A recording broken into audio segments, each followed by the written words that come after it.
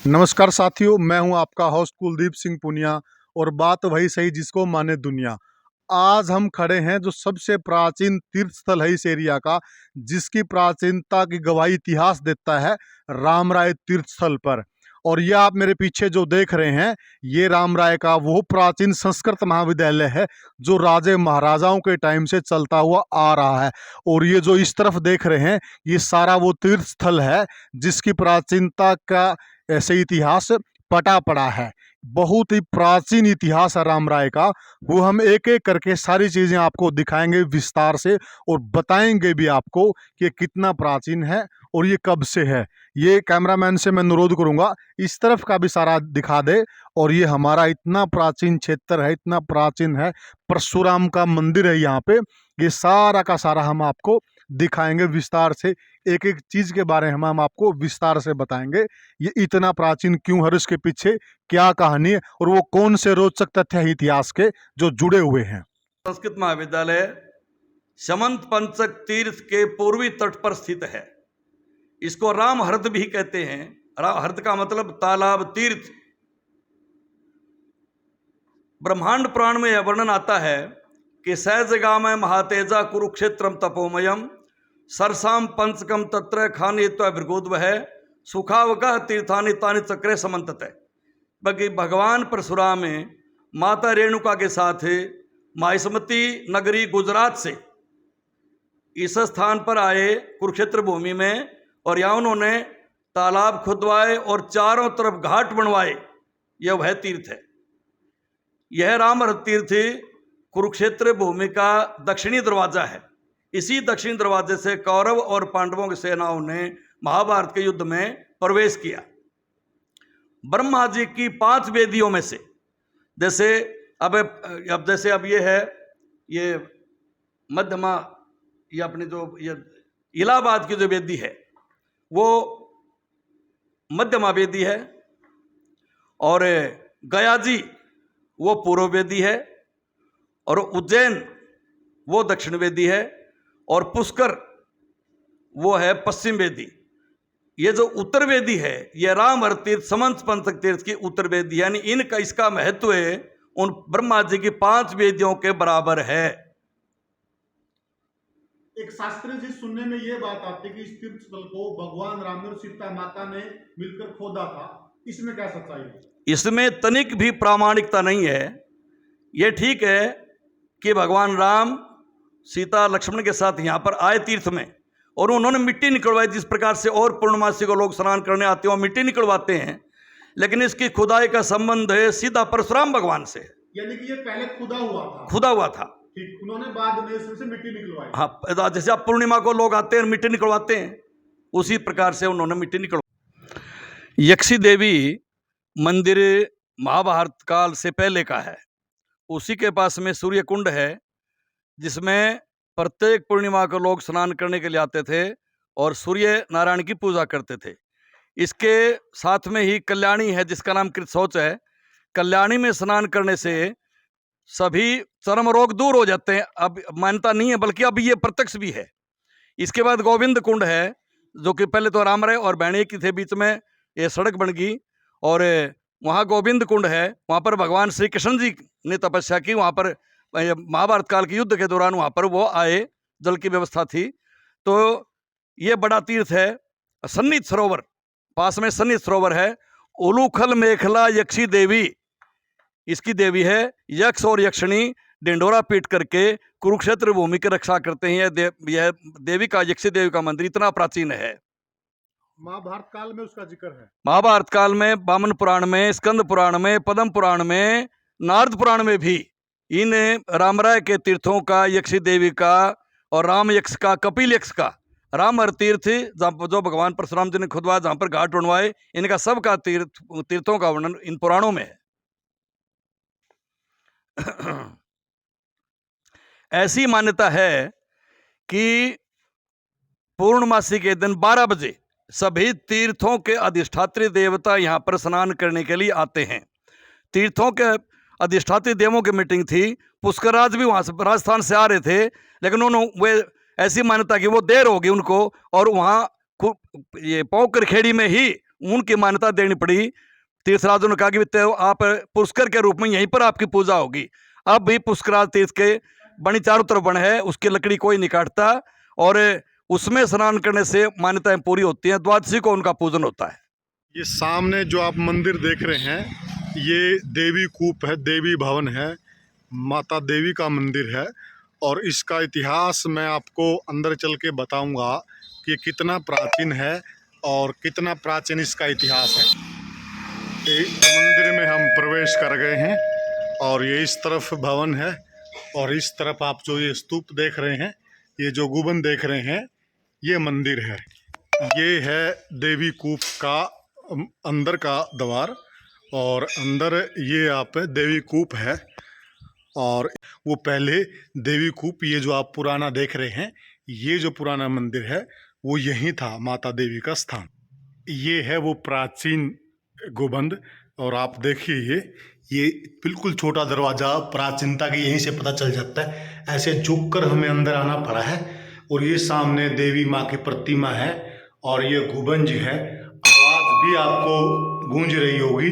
और ये है माता देवी का वह प्राचीन स्थान, जहाँ से माता को फिर बाद में वहाँ बनभोरी में लेके जाया गया, ऐसा पुजारियों का और यहाँ इतिहास बतलाता है। और ये आप जो सामने देख रहे हैं, ये सूरज कुंड तीर्थ स्थल है। सूरज कुंड देखिए आप, ये आपको अनुमान लगाइए, ये इस तरह से सीढ़ी, हाँ, ये पूरा जो प्राचीन वास्तुकला का नमूना है। और ये घाट बने हुए हैं, पुराने दौर के बने हुए हैं घाट। ये आप देखेंगे, ये देखिए आप, ये छोटी ईंटों से बने हुए हैं।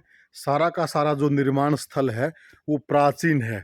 और ये सारा का सारा जो सूरज कुंड है बहुत ही प्राचीन है। और इसकी ये मान्यता है कि यहाँ नहाने से चमड़ी के रोग किसी भी प्रकार के हों, वो उनसे छुटकारा मिलता है और ठीक हो जाता है। अब मैं खड़ा हूँ तो यहाँ ये बरगद का पेड़ है, देखिए आप। और यहाँ जो शीतल वातावरण है, इसकी शीतलता का आप अंदाज़ा लगा सकते हैं। और ये है वही, आज तक आप लोग हम सुनते आए हैं, जो माता देवी का जो मंदिर है बनभोरी के अंदर, उसके बारे में हम यही सुनते आए हैं। ये इतिहास आज हमें भी यहाँ आके मालूम पड़ा कि वो जो माता है, माता का ये यहीं से स्थान है, यहीं से माता वहाँ पे गई है। ये आज हमें भी पहले आज मालूम पड़ा है। इतना ही प्राचीन मंदिर है ये माता का। कुरुक्षेत्र का युद्ध लड़ा गया था, उस युद्ध में 100 कोस की बाउंड्री निश्चित की गई थी। और वो 100 कोस की बाउंड्री में ये जहां हम खड़े हैं, रामराय का क्षेत्र भी उसमें आता था। और ये जो आप सरोवर देख रहे हैं सामने, ये वही मान सरोवर, सनत सरोवर बोलते हैं, वही जो सरोवर कुरुक्षेत्र में है, ये भी वही सरोवर है, प्राचीन सरोवर है। यहाँ पर भी जो युद्ध लड़ा गया था और उस युद्ध के दौरान इसी सरोवर में स्नान किया था पांडवों ने। और इसकी प्राचीनता इसी बात से पता चलती है। और ये सामने जो आप सब मंदिर देख रहे हैं, घाट देख रहे हैं, ये सब इस प्राचीनता को बता रहे हैं। ये है कल्याणी सरोवर है और ये आप बरगद की ठंडी छाया देखिए आप। और यहाँ पर एक आपको मैं चीज़ दिखाना चाह रहा हूँ, ये सामने आप जो जाड़ के वृक्ष देख रहे हैं, ये बहुत प्राचीन है, ये प्राचीन है। और ये यहाँ जहाँ आपको प्राचीन चीज़ें मिलेंगी तो इस तरह के जो दरख्त हैं वो आपको अवश्य मिलेंगे। और ये जो कल्याणी सरोवर है, और कल्याणी सरोवर में यहाँ शिवलिंग भी विराजमान है, ज्योतिर्लिंग है। और यहाँ ये सामने आप देख रहे हैं जो, ये कल्याणी सरोवर है। और कल्याणी सरोवर इसको इसलिए कहा जाता है कि इसमें नहाने से कल्याण होता है इंसान का, इसलिए इसको कल्याणी सरोवर कहा जाता है। ये आप देखिए, ये जो जय माँ कल्याणी, यह घाट है जो किसने बनवाया, ये इसमें दे रखा है। इसका पुनर्निर्माण कराया गया है 2013 में। घाट उससे पहले का बना हुआ है। और ये कल्याणी सरोवर है। मान्यता ये है कि इसमें नहाने से किसी भी प्रकार के चमड़ी के या अन्य रोग हैं उनसे राहत मिलती है और इंसान ठीक हो जाता है, यानी कि उसका दुखों से उसका कल्याण हो जाता है, इसलिए इसको कल्याणी सरोवर बोलते हैं। यहाँ का वातावरण है जो ये बरगद का पेड़ और बीच में ज्योतिर्लिंग, और ये पीपल का पेड़, और पीपल के पेड़ के नीचे ये हमारे देवी देवताओं की जो मूर्तियाँ रखी हुई हैं। इतना गजब और अद्भुत नज़ारा और इतनी शीतलता है यहाँ के वातावरण में, इतनी शांति है, उसको हम एहसास कर रहे हैं। और अगर आप वीडियो के माध्यम से एहसास कर पाए तो आप समझ भी पाएंगे कि कितनी जो हमारे धर्म स्थल हैं उनमें एक अलौकिक शक्ति है। ये देखिए आप, ये तीर्थ स्थल है, इसकी एक विशेषता ये है, ये धनुषा आकार है। ये देखिए आप, ये ऐसे ऐसे ऐसे इस तरह प्रकार से, और ये इस महाविद्यालय के चारों तरफ घूम जाता है। ये इसकी विशेषता है। और सामने आप जो ये देख रहे हैं, ये सारे के सारे प्राचीन घाट हैं उसी दौर के। ये जो सामने आप देख रहे हैं, ये सब प्राचीन घाट हैं। इनका कुछ का बाद में पुनर्निर्माण हुआ है, पर ये अपनी प्राचीनता को साथ में संजोए हुए हैं। ये देखिए, जो धनुषाकार वाली बात थी, ये बिल्डिंग के पीछे से जो आप वो मंदिर का गुंबद देख रहे हैं, वहाँ से शुरू होके ये देखिए आप, ये फिर राउंड राउंड राउंड राउंड ये अपने घूमता घूमता, और ये पूरा पूरा मैं आपको दिखा रहा हूँ, आप पूरा देख लीजिए।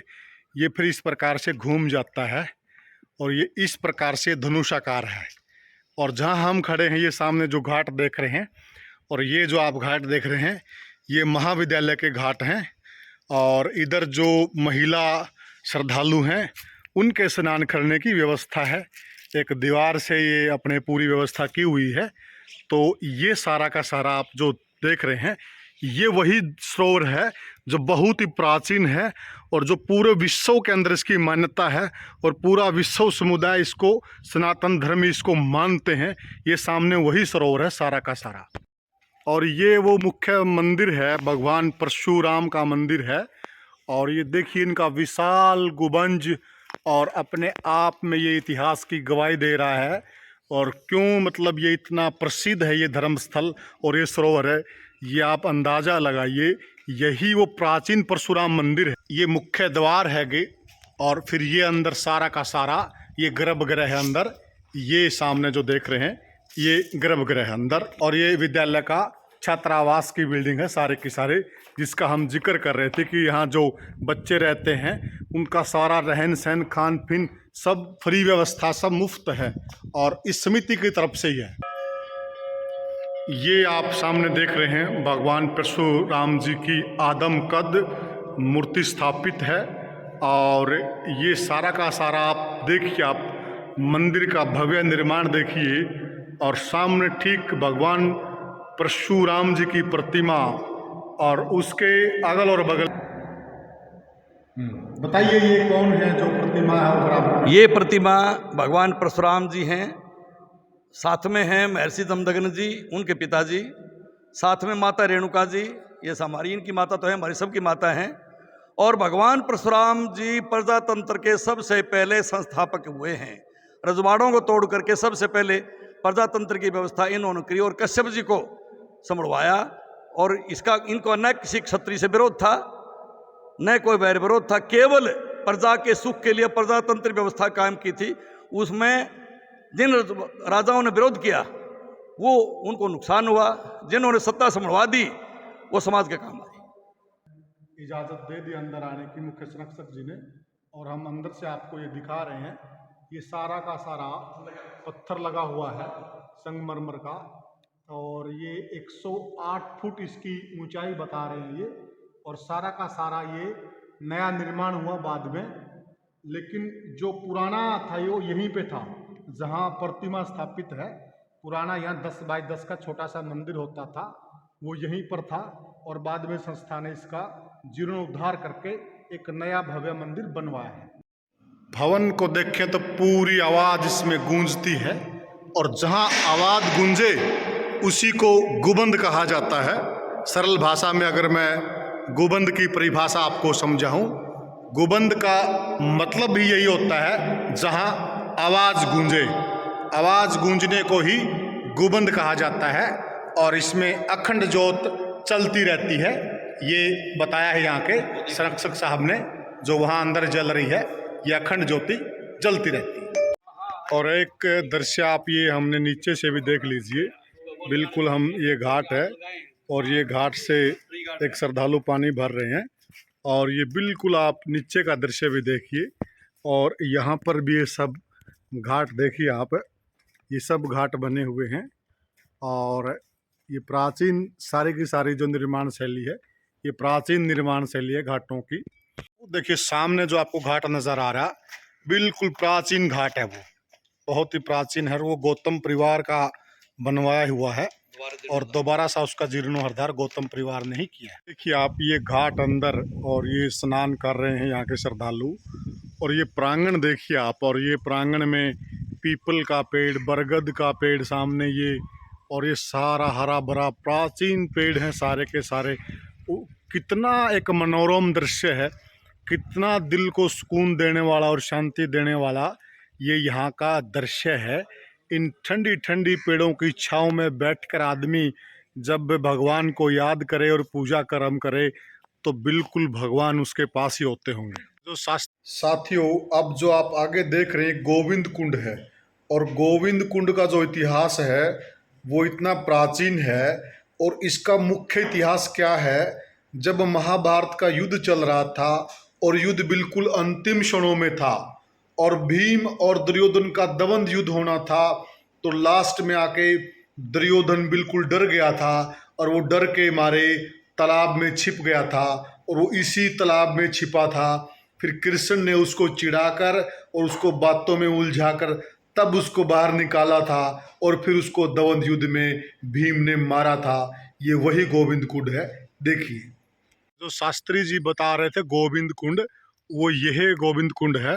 और उन्होंने एक वो पोखरी खेड़ी में बताया था पुष्कर मंदिर और गोविंद कुंड, ये वो गोविंद कुंड है जो राजपुरा बहन में स्थित है। ये इसका प्रवेश द्वार है। ये सामने आप मंदिर देख रहे हैं, और इधर ये सामने काली माता का मंदिर है, और ये समाधियां हैं, और ये है वो पुराना गोविंद कुंड का गर्भगृह मंदिर। ये बात, और ठीक ये है वो गोविंद कुंड, पुराना गोविंद कुंड है। और ये अपना सामने आप देख रहे हैं अंकुर गीता पीठ द्वार। ये जो कुरुक्षेत्र में जो मंदिर है, बिल्कुल श्री कृष्ण भगवान और उसके सारथी अर्जुन के सारथी, और पीछे अर्जुन, ये जो आप देख रहे हैं जो प्रतिमा भगवान गणेश की प्रतिमा, और ये ठीक गोविंद कुंड। और जो ये गोविंद कुंड की जो बुर्ज बोलते थे इसको, ये जो बुर्ज आप देख रहे हैं ये प्राचीन बुर्ज है। ये जो बुर्जियाँ हैं ये बिल्कुल प्राचीन बुर्ज हैं। और ये सारा का सारा ये जो पुराने देख रहे हैं आप, ये पीपल का पेड़ है, बहुत पुराना पीपल का पेड़ है। और ये देखिए आप, नीम और पीपल का, और उधर वो बरगद, तीनों त्रिवेणी है ये, नीम बरगद। इसका भी बड़ा ऐतिहासिक तथ्य है और बड़ी इसका महत्व है, ऐतिहासिक महत्व है। और ठीक उसके बीच में भगवान श्री कृष्ण और अर्जुन। और ये गोविंद कुंड की दीवारों अब बारिश के सीज़न में उधर से ढह गई, इसका निर्माण हो जाएगा, लेकिन कुंड बिल्कुल अच्छी अवस्था के अंदर है। और दोनों साइड से कुंड के चारों तरफ बहुत बढ़िया दीवार, और कुंड का पानी बिल्कुल, और ठीक बीचों बीच ये भगवान श्री कृष्ण रथ लिए हुए और अर्जुन सवार। ये बहुत ही अद्भुत नमूना आज की वास्तुकला का, बहुत ही अच्छा। और ठीक उसके ऊपर बजरंगबली हनुमान है, बहुत ही ज़बरदस्त। ये देखिए आप, ये आज की वास्तुकला का नमूना है और बहुत ही ज़बरदस्त बने हुए हैं। ये जो मूर्तिकार का नाम यहाँ लिखा हुआ है, जिन्होंने इसको बनाया है, बहुत ही अच्छा बना रखा है, बहुत ही मनमोहक है, बड़ा ही मनोरम है। और कुंड भी देखिए, और कुंड में इन पक्षियों की ये गूंज सुनिए, इनकी ये मधुर आवाज़ सुनिए, ये भी अपने आप में खींचने वाली। और वो सामने जो मैं आपको त्रिवेणी बता रहा था, बरगद, पीपल और नीम, तीनों की त्रिवेणी है वो। पुराना घाट भी यही है, ये जो सामने आप देख रहे हैं यही प्राचीन घाट है गोविंद कुंड का। बहुत ही मनोरम और बहुत ही सुकून देने वाला दृश्य है। बिल्कुल ये खेतों के बीच में है, बिल्कुल चारों तरफ हरियाली और बहुत ही सुंदर दृश्य, और बहुत ही बड़े बड़े ऑक्सीजन देने वाले पीपल के पेड़, और उसके बीच में ये महाराज गुलाबगिरी का डेरा, और सामने ठीक सूरज, गोविंद कुंड, बहुत ही अद्भुत।